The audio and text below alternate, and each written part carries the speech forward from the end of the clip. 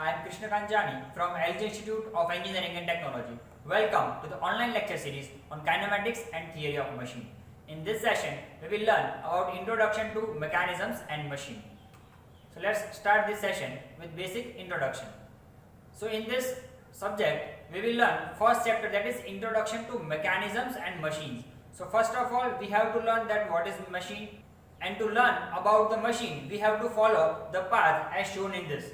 Okay, so first we have to learn what is kinematic link, and then we will study about kinematic pair. In our previous session, we have learned that a kinematic link is nothing but an element which is having a relative motion with respect to the other element. Okay, so after learning about kinematic link, now in this session we will learn about kinematic pair. So let's learn what is kinematic pair and various types of kinematic pairs. So over here, as you can refer, let's learn first about the word pair. Now pair means combination of two objects. So over here, as we can refer that this combination can be termed as a pair. But now how can we define a kinematic pair? If we are producing two combination of two links which are producing completely or successfully constrained motion, then and then we can term it as a kinematic pair. Okay, so let's consider one example over here. So first example, over here you can refer as the fixed block. Okay, so this link number 1 is a fixed block, and over here the link number 2 will reciprocate inside this fixed block. Okay, so over here we are able to understand that in whatever direction we will give motion to the link number 2, it will be moving in a predefined direction as reciprocating motion. Okay, so over here we can term it as a kinematic pair. Let's refer the second example. So in second example, again the link number 1, over here you can refer that link number 1 is fixation. Okay, now with respect to this fixation, link number 2, that is your L-shaped link, this link can rotate. Okay, so these two combinations can be termed as a kinematic pair. Okay, now after learning about kinematic pair, let's learn types of kinematic pairs. Now kinematic pairs are classified according to mainly three categories. Let's learn one by one. So first category, first type of kinematic pair, that is classified according to the relative motion between two pairs. Okay, now over here, as we have referred that kinematic pair is a combination of two links. Now these two links are moving in which manner, that will define us the first classification, that is according to the relative motion between these two links. Okay, now second classification will be according to the contact between them, how they are connected with each other, that will define us the second type of kinematic pair. And the third classification, that is according to the type of closure, or we can say the how they are mechanically or they are connected by other means. Okay, so in this way we can simply classify these kinematic pairs into various 9 types. Okay, now let's learn this all the 9 types one by one. In your GTU examination, this will be the most important question, because many times they will ask the question that classify kinematic pairs in 7 marks. Either they will ask that or explain any one type in 7 marks. Okay, so let's learn one by one. So the first one, that is type of relative motion between them. Okay, so now as they are moving relative to each other, then which type of motion is producing? So over there, the first one, that is known as a sliding pair. Okay, so now over here, as the first type, as the name indicates, it is a sliding pair. What it means? That the first component will be sliding with respect to the other component. Over here, the first example, you can refer that piston and cylinder arrangement. Now this piston is reciprocating inside the cylinder, and this type of motion is sliding nature. Let's consider the second example. Once again, we can consider that fixed block, and with respect to this fixed block, your rectangular slot, and with respect to this fixed block, your rectangular block will be sliding. Okay, now the third example, this is a object which is used in a lathe machine. Okay, this one is known as a guideway and tailstock. Now over here, with respect to this guideway, your tailstock will be sliding over this bed. Okay, so that is the best example of a sliding pair. Now let's learn second one. Second one, turning pair. Now as the name indicates, turning pair, it means first component will be turning with respect to the other component. How this can be termed? So over here in this diagram you can refer that with respect to this fixation. Now this fixed point is termed as link number 1. Okay, now with respect to this link number 1, your second component is continuously rotating. Okay, this is known as a turning pair. Okay, so that is a simple example where we can observe that with respect to link number 1, link number 2 is forming a turning pair. Similarly, with respect to link number 2, link number 3 is also turning. And similarly, with respect to link number 3, fourth number link is also turning. Okay, so this is a way in which we can say that all the pin joints can be termed as a turning joints. Other example is shaft rotating inside the hub. Okay, so let's refer this example over here. As we can observe that this hub is a stationary object. Okay, with respect to this hub, if we consider that your shaft is rotating, then this will form a kinematic pair, which is a turning pair. Okay, so this is about the second type, that is turning pair. Let's learn the third one. Now the third type, rolling pair. Okay, now if the first component is rolling with respect to the other component, then it is termed as a rolling pair. Now how we can consider? So over here the example is simple ball bearing. Over here you can refer that this outer casing will be a stationary component, and if we consider the inner casing is the other stationary body, and with respect to these two bodies, your spheres which is in between this outer and inner casing will be totally rolling inside them. Okay, so how they will be working, you can refer over here. So now this rotation of your outer casing is produced due to the rolling of these balls. Okay, so that is a basic example of rolling pair. Fourth type, that is known as a screw pair. Now as the name indicate, all the screw and nut combinations can be termed as a screw pair. But now how they are different from other three?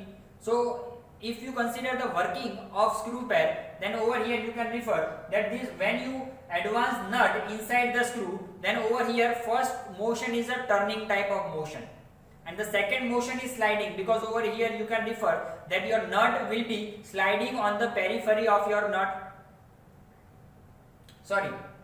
So over here your nut will be sliding on the periphery of your screw body. Okay, so over here sliding and turning, both the motions are taking place at a time. So that's why this is known as a screw pair.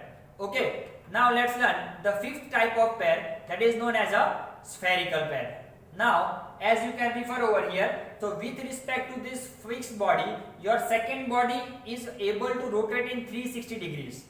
Okay, so over here how we can consider that if we consider a fixed body, and with respect to this fixed body, over here you can refer that this one is your fixed element. With respect to this fixed element, if you are making your object which is in a spherical shape, and due to this spherical shape it can rotate in 360 degree, so it is the best example of a spherical pair. Over here we can consider many examples. For example, joystick of your games. Okay, whenever you are playing games, okay, you will use joysticks, and these joysticks are able to rotate in 360 directions. Same way we can consider the side mirror of your vehicles.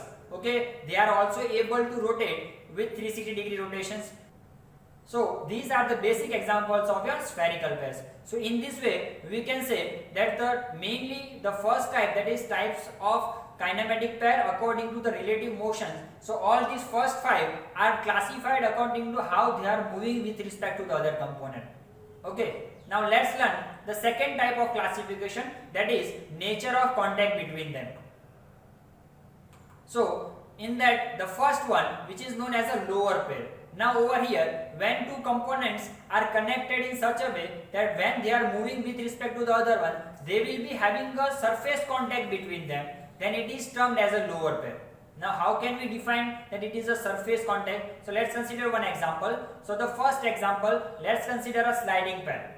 Okay, now over here, with respect to this fixed body, your rectangular slot is reciprocating. Over here, the entire surface of your rectangular block is in contact with your fixed blocks. So that's why it is termed as a surface contact. Second example, we can consider this one as a turning pair. Okay, so over here, again the entire surface of your shaft is in contact with the hub. Okay, the third example we can consider as a screw pair. Again, the entire surface of your nut body is in contact with the screw body. So all the, we can say that sliding pair, turning pair and screw pairs are the best examples of lower pair. Now the second one, that is the seventh type, we can say as a higher pair. Now what is the difference in that? So in that case, if the contact between two bodies is a point or line, then we can term it as a higher pair. Okay, let's consider the example, that is a gear machine.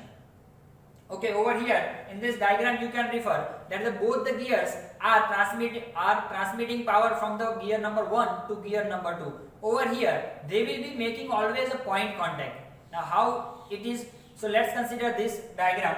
So over here you can refer that as the gear number 1 is rotating, the tooth of gear 1 is slightly meshing with gear number 2 and which is making a point contact. If we consider that they are making a line contact, entire line or we can say entire depth of gear number 1 is inserted inside gear number 2, then the smooth movement of gear number 1 and 2 is not possible. Okay, so for smooth movement it is always required that they both will be having only a point contact. Over here you can refer that this red point is indicating the point contact over here. Now if we consider the width of this gear, then we can term it as a line contact. Okay, let's consider the second example. We will study this cam and follower system in our next chapters, but over here we can consider that this element number 1 which is completely rotating can be termed as a cam, and with respect to this completely rotating element, your element number 2 or we can say the kinematic link number 2 which is reciprocating, this component is known as a follower. So over here we can refer from this figure that the point contact is, if we consider the planar body only, then we can observe that it is making only a point contact, and if we consider the width of this follower, then we can say it is a line contact. Okay, so simply the second classification is mainly depending upon how they are making contact between them. If they are making surface contact, then they are termed as a lower pair, and if they are making point or line contact, then they are termed as a higher pair. Okay. Now let's learn the third type of classification, that is type of closure, or we can say that how they are connected. Okay, so the third classification of kinematic pair. Now over here the first one, that is known as a self-closed pair. Now self-closed means that these two components are connected by themselves, they are mechanically constrained. Over here you can consider this example. So for in example number 1, the design is made in such a way that they will be always in contact between them. Similarly, example number 2 and example number 3, we can refer that the design is made up in such a way that they will be always in a mechanical contact between them. Okay, now with respect to this self-closed pair, the second type which is known as a force closed pair. Okay, over here if they are connected with some they are not connected due to their mechanical designs, but they are connected due to the gravity or we can say the external forces, then it is termed as a force closed pair. Over here the cam and follower mechanism, once again this rotating element is your cam, and with respect to this cam your follower is oscillating. Now over here you can refer that if you will not connect this spring between them, then your follower will not oscillate, because over here it will move in random direction. Okay, so to make it a kinematic pair where it can move a predefined motion, then over here we have to accommodate this spring. So this spring force is enabling these two components to be joined. Okay, so that's why they are termed as a force closed pair. Okay, so this is the third classification of kinematic pair, that is based on the nature or we can say closure of the kinematic links. Okay, so this is all about kinematic pair. Now after learning kinematic pair, we will consider that after learning this concept of kinematic pair, now we have to learn the concept of kinematic chain, and that will help us to design mechanisms. Okay, so about the kinematic chain we will learn in our next session. Thank you.